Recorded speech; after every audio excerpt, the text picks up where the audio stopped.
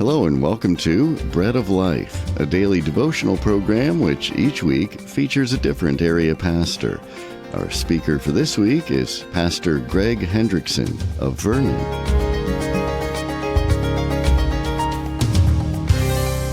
The book of Exodus tells the story of how God brought the Israelites from bondage in Egypt to belonging to God. It's a wonderful story, and it's also a picture of what Jesus Christ came to do for us. Jesus came to bring us out of bondage to sin and death into belonging to God as His beloved children, now and forever. The book of Exodus concludes with the construction of the Tabernacle, and this week on Bread of Life, we're looking at the different parts of the Old Testament Tabernacle and what they teach us about having a relationship with God through Jesus Christ. Today I want to focus on Exodus chapters 26 and 27, and two themes we see in these chapters. The first theme is this: the further in you go, the more glorious it becomes. Even the outer courtyard of the tabernacle complex would have felt pretty special to the Israelites. It was surrounded by a fence of linen curtains attached to bronze pillars, which separated the space from the rest of the world. The gate into the outer courtyard had a colorful screen made of intricately woven cloth embroidered with needlework. But if you went inside the tabernacle, inside the tent itself, it was absolutely breathtaking.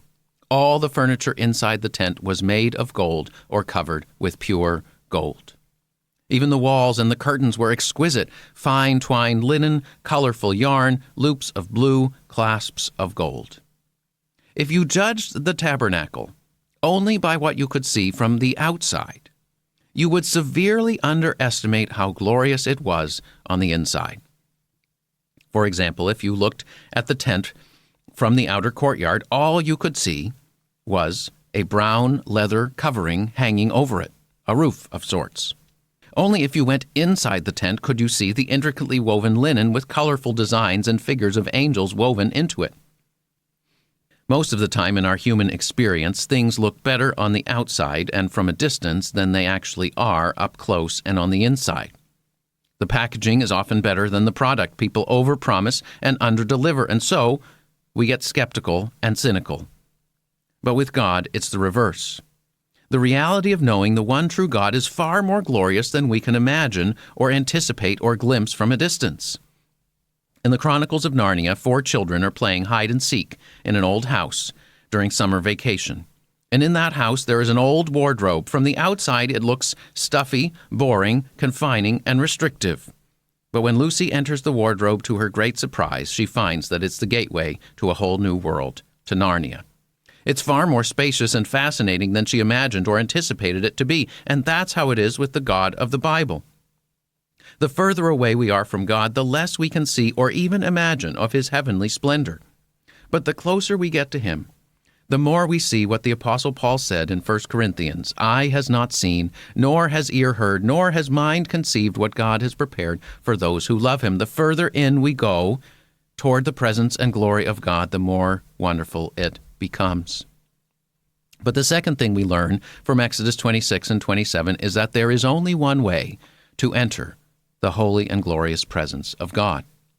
There was only one gate that led from the outside world into the tabernacle courtyard, and it faced east.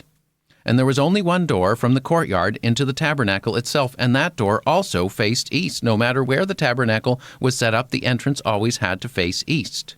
But why?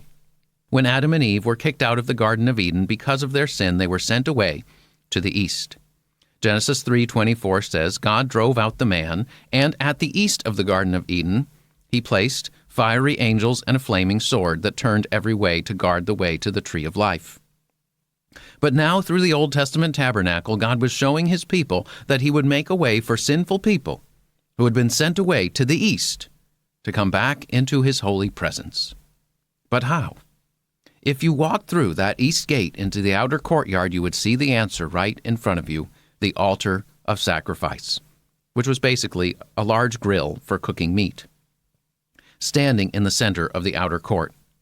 Every person who entered the courtyard through the one gate was reminded that there is only one way that sinful people can enter into God's holy presence, through the sacrifice that God has appointed. The good news is Jesus Christ has offered Himself as a perfect and all-sufficient sacrifice, and through Him, and Him alone, we can freely enter into God's glorious presence. You've been listening to Pastor Greg Hendrickson of Vernon, and this has been Bread of Life, a daily devotional program to encourage you from God's Word.